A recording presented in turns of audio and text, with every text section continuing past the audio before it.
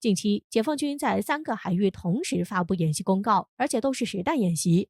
在和平时期，解放军举行军事演习划定禁区有什么讲究？我们有请曹卫东老师为大家解读一下。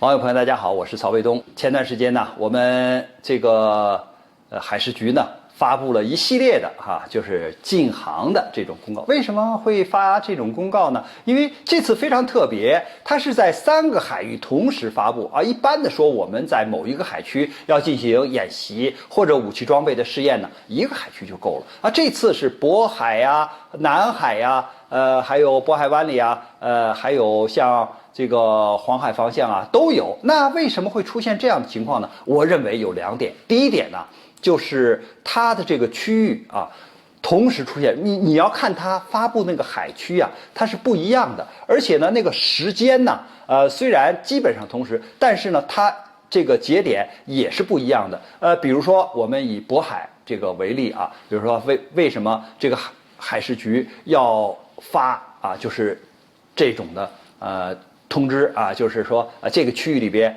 不能够进行航行呢？因为你这个武器装备试验的时候或者军事演习的时候，它现在都是实弹的。那么一旦你的船舶从这里过的时候，那很有可能就误伤啊，因为你的船舶速度慢，体积大，它在这个里面判别的时候，只要是舰艇，它可能就会打，所以这会误伤啊。就是你比如说运输的船只啊，或者是客船啊，是这样的一个情况。但是你如果在渤海湾这个区域里边，你这个老是把这个区域占着，比如说你试验武器或者搞演习，那人家的这个经济建设或者民用上的这种运输就很难办呢。所以它一般的是上午试验，下午让你通航。你看这个时间节点上有区别吧？再有一点，你看在这个南海上啊，它一般划的面积比较大。为什么呢？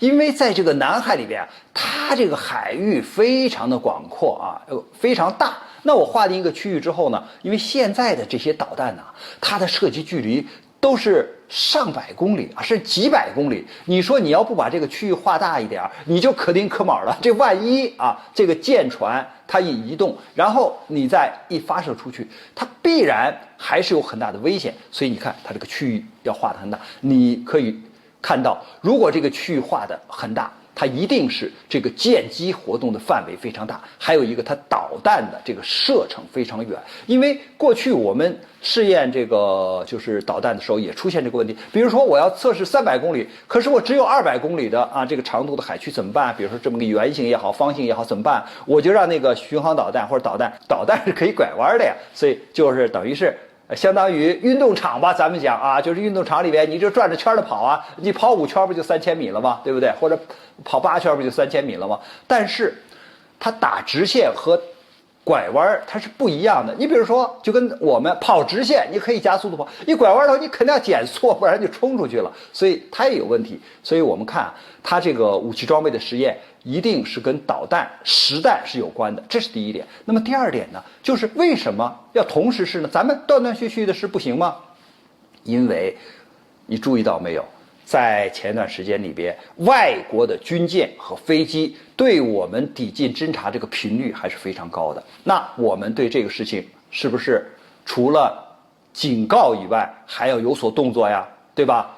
我们光说不满意，我们光说我现在在监视你，掌控着你，我看这个可能还不够吧。所以我们进行这样的军事演习，我们进行这样的武器装备试验，就是要警告那些心怀不轨的这些国家，你们不要以为派了舰机来侦察就没事了，一旦你侵犯了中国的领海领空那这是有实兵实弹等着你的这不仅仅迎接你的，就是一种警告了。所以我觉得这种试验和实际的这种演习是对外国的这种就是挑衅的行为是一种警告。还有一个，我们看到台当局现在也是动作频频呢。一方面呢是挟洋自重从外国购买武器装备，然后呢这个搞一些所谓的军事演习，比如说他这个月要进行含光演习。含光演习是每年台湾当局举行的最大的军事演习他现在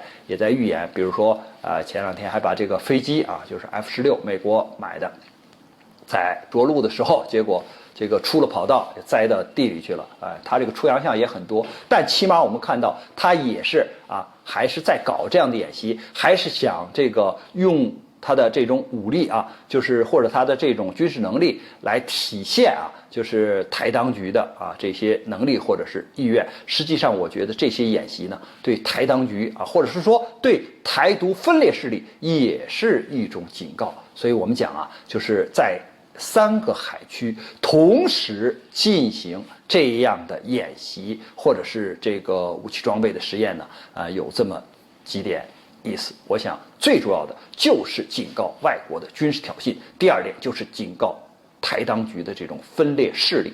关于这个话题呢，我们今天就聊到这儿，感谢大家关注本栏目，我们下期节目再见。